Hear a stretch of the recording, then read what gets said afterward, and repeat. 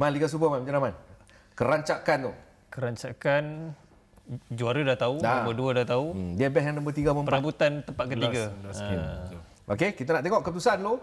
Bagaimana ia terhasil. Maksudnya 25 game dah kita buat Man. Niza, Dakuan. 25 game man. Seri Pahang. Jaringan Saraman 21-0.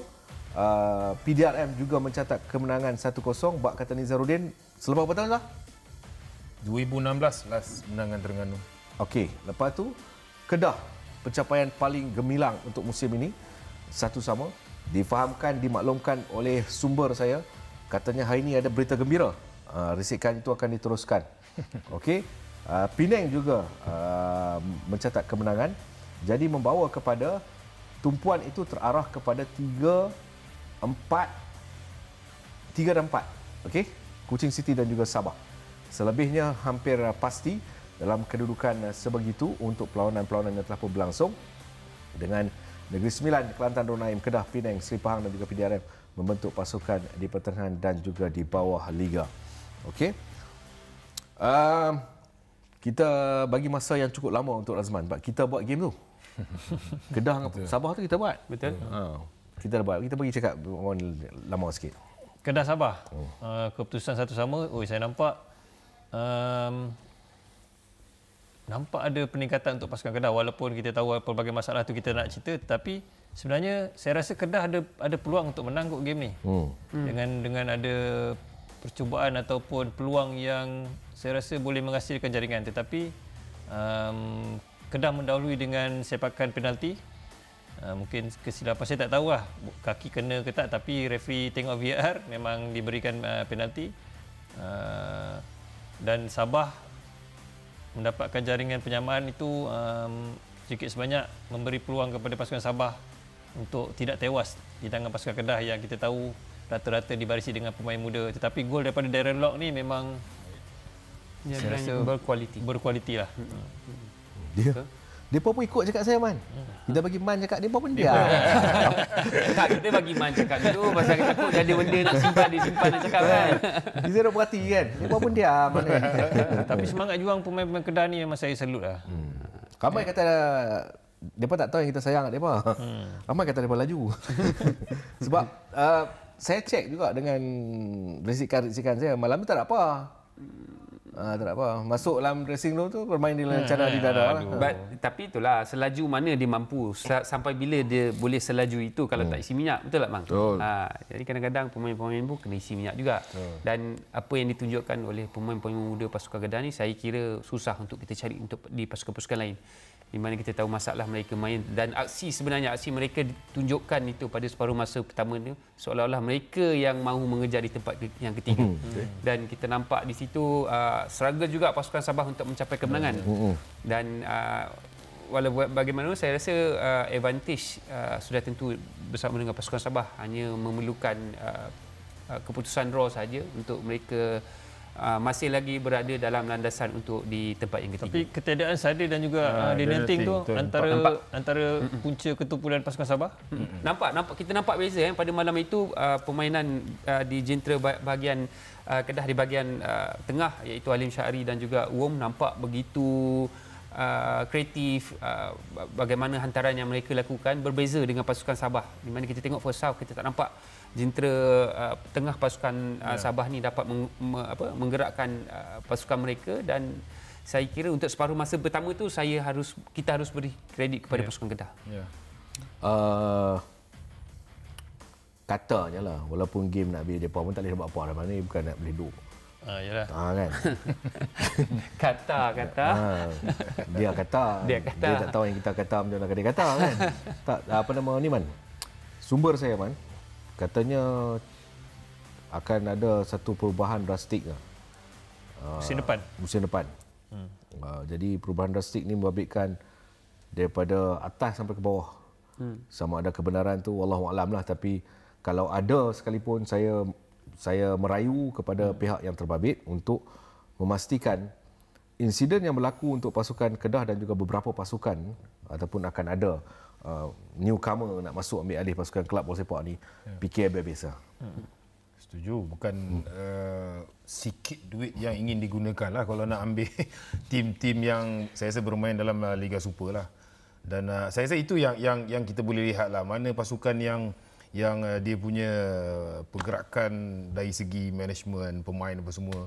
Kita ambil contoh JDT dengan Selangor. Tak ada masalah tentang tu. Pasukan berjalan dengan baik.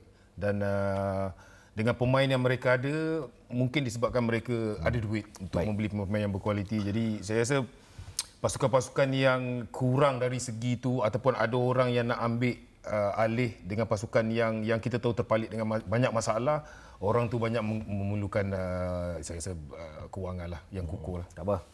Sebelum benda ni meleret lagi panjang, kita pergi ke game.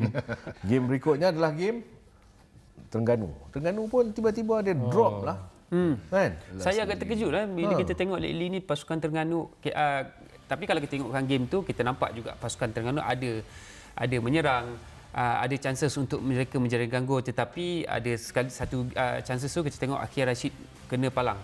Dan tapi kita seperti Abang Fiza cakap lah, tak tahu kenapa lately di hujung-hujung permainan ni mungkin semangat mereka apabila AFC Cup mereka tidak dapat untuk mengejar tiga terbaik di Liga Super pun nampaknya dengan performa mereka tu agak merugikan untuk pasukan Terengganu. Punca apa Nizah? Kalau sebab Terengganu ni saya rasa kita semua pun bersetuju. Terengganu ni antara pasukan yang boleh bersaing sebenarnya untuk top 2 tu kan. Tapi bila sampai ke penghujung nampak seolah-olah macam ada something wrong kat situ kan.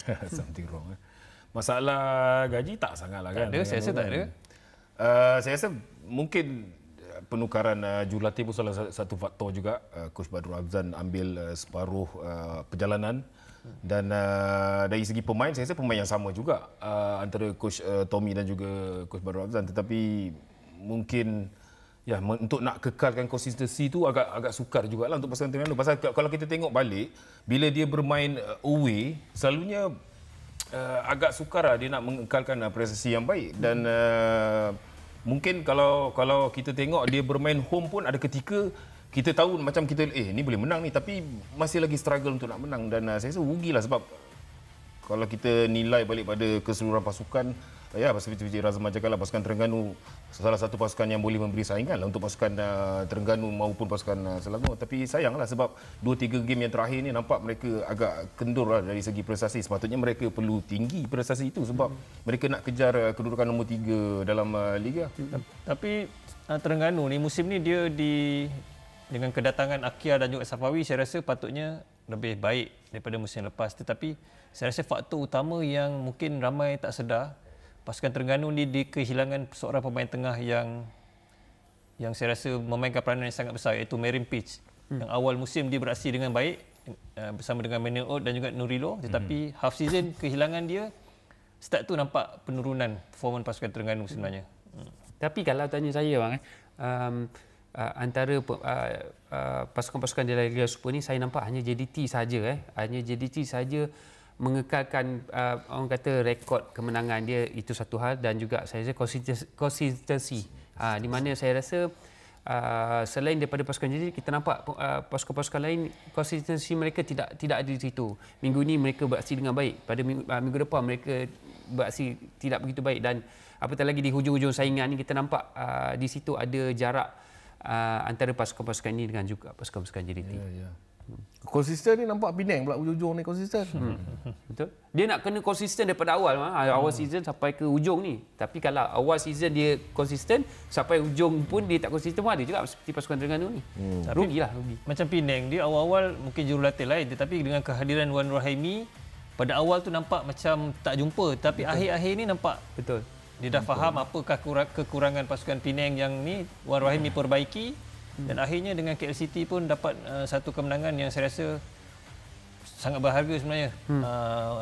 Menang di tempat sendiri untuk musim ni. Perlawanan terakhir di tempat sendiri, so saya rasa satu penutup yang sangat manis sebenarnya untuk pasukan Penang di Bandaraya.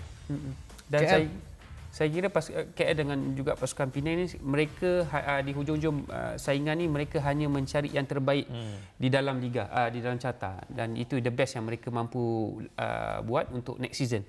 Di mana hujung-hujung season ni mungkin kita dapat lihat mungkin pasukan Penang akan set up pemain-pemain mana mereka harus sambung untuk tahun hadapan, dan saya kira hujung-hujung ni yang amat crucial time untuk pasukan dan juga pemain.